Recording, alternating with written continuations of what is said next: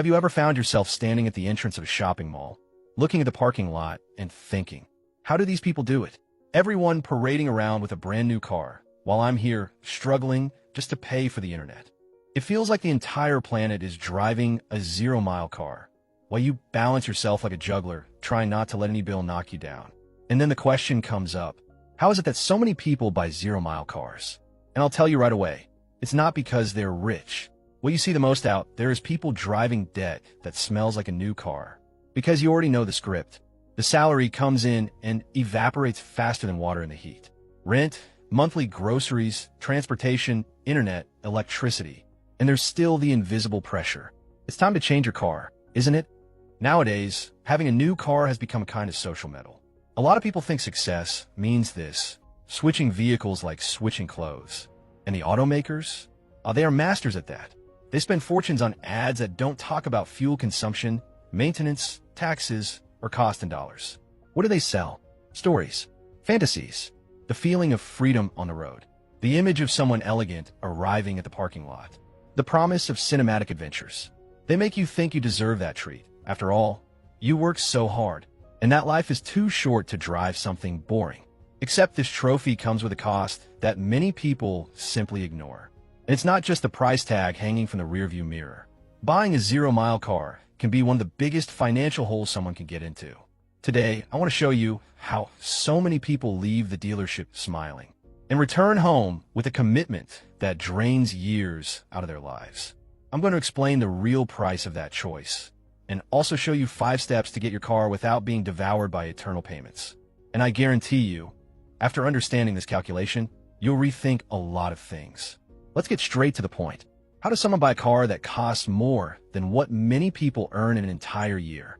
The answer fits into 4 paths, all leading to the same destination, turning a dream into debt. First path, long-term financing. This is by far the most common method. Banks and lenders created the perfect emotional engineering. They make you believe you can have the car today, even without having the money. Here's how it works. You choose the car, make a down payment, sign the contract, and the bank pays the rest. In exchange, you give that money back little by little, with interest, of course. It's a loan disguised as an opportunity. The trap? Many people get lost in the math and end up paying for 2 cars at the price of one. For years, the car isn't even really yours, it's legally the bank's. If you fall behind on payments, they take it back quickly. And that's why even those who earn little can finance. The real price is in the interest. Small monthly installments turn into a snowball over the years. The salesperson even smiles while saying it fits in your budget. But the calculator doesn't lie. Imagine buying a car for $100,000, making a down payment, and financing the rest for 5 years. In the end, you discover you paid more than $150,000. Meaning, you didn't buy a car, you bought a car and a half. And if you stretch the term even further, the total amount can exceed the cost of a simple house. Meanwhile, the car loses value. It ages. It starts having problems. And when you finally finish paying it off, guess what? The cycle returns. New car, new debt. And there goes another decade of bills. Second path, consortiums. At first glance, it seems like a dream. No interest. Smaller installments. Financial discipline. Almost magical. But once you understand how it works, you see it's not that simple. A consortium is a big, organized pool of money. Everyone pays a little each month, and some members are selected to buy the car. The problem? When will it be your turn? It could be soon. It could take years. There are 2 ways to be selected. First, lottery, pure luck. Second, bid, a small financial battle. In the bid, you advance money to try to get your letter of credit before the others. But if someone offers just a bit more, you lose. Your money gets stuck and only returns later. And there's still the embedded bid. You make a bid using part of your own credit, meaning you receive less money than you originally contracted. It's like giving yourself a discount. Does it sound smart? Almost never is. And here comes the classic trick. It has no interest, only an administrative fee. That fee, in practice, works like interest under another name. It normally stays between 15% and 20% of the value of the letter.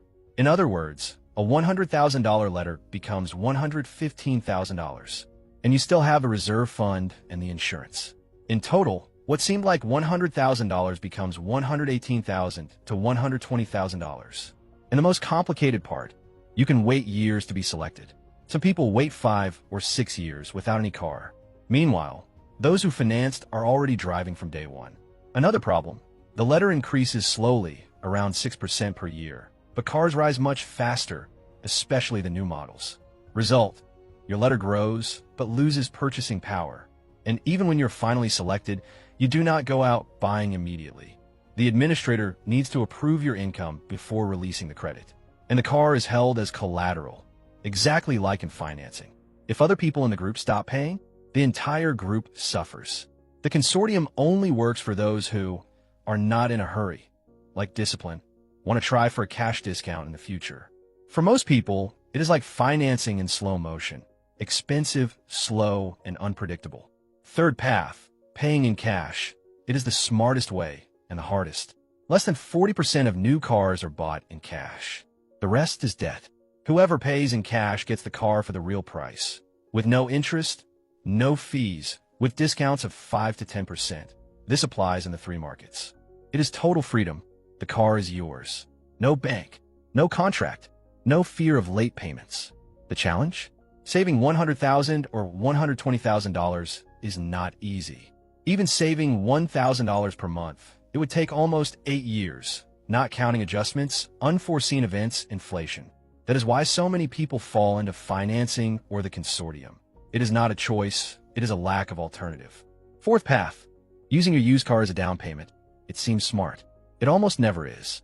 You are exchanging an asset that loses value for another that loses value even faster. Used cars lose around 15% per year. The new one increases in price, but the used one drops in value. It is a two-sided game. The new one rises, the used one collapses.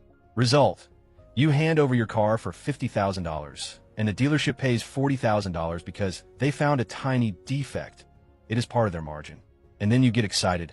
I am trading anyway, so I'll just finance the rest. And that is it. Another debt, another cycle.